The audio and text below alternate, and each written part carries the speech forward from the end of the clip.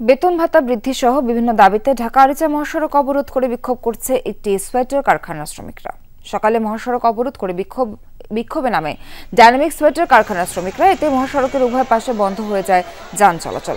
কয়েক কিলোমিটার এলাকা জুড়ে দেখা দেয় যানজট। শ্রমিকের সাথে আলোচনা করে পরিস্থিতি নিয়ন্ত্রণের চেষ্টা করছে শিল্প পুলিশ। গতকাল রাতে একই স্থানে বকেয়া বেতনের দাবিতে প্রায় ৩ ঘন্টা মহাসড়ক অবরোধ করে প্রতীক অ্যাপারেলস কারখানার শ্রমিকরা।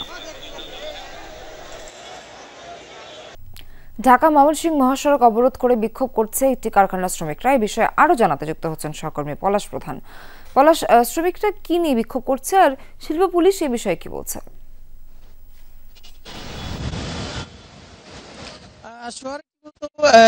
সকাল ৯টার পরেই এই ঘটনার পর কিন্তু এই উত্তেজিত যে শ্রমিক, সেই শ্রমিকরা কিন্তু বেশ কয়েকটি গার্মেন্টস ভাঙচুর করে। এরপর কিন্তু আমরা দেখছি যে সেনাবাহিনী এসে এই ঘটনাস্থলে এসে আসলে যান চলাচল স্বাভাবিক করে এবং পরিস্থিতি নিয়ন্ত্রণ করে।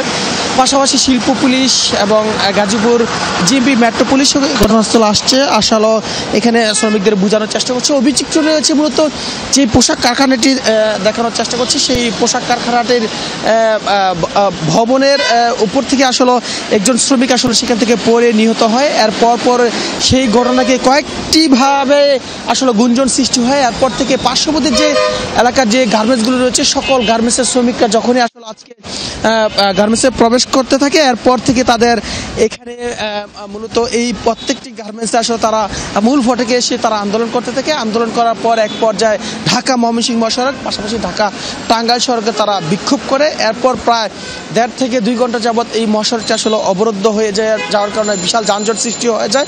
যানজট সৃষ্টি হওয়ার এক পর্যায়ে মূলত ঘটনাস্থলে সেনাবাহিনী, পুলিশ, গাজীপুর মেট্রোপলিটন পুলিশ ঘটনাস্থলে এসে শ্রমিকদেরকে বোঝানোর চেষ্টা করে। এরপর থেকে এখন পর্যন্ত ঠিক ১০ মিনিট আগ থেকে এখানে যে সড়কটি দেখানোর চেষ্টা করছে, সে ঢাকা ময়মনসিংহ মহাসড়ক, সেটি এখন অনেকটাই স্বাভাবিক রয়েছে, যান চলাচল স্বাভাবিক চলছে। পাশাপাশি এইখানে যত পোশাক কলকারখানা রয়েছে সেখানে তারা অনির্দিষ্টকালের জন্য বন্ধ রয়েছে।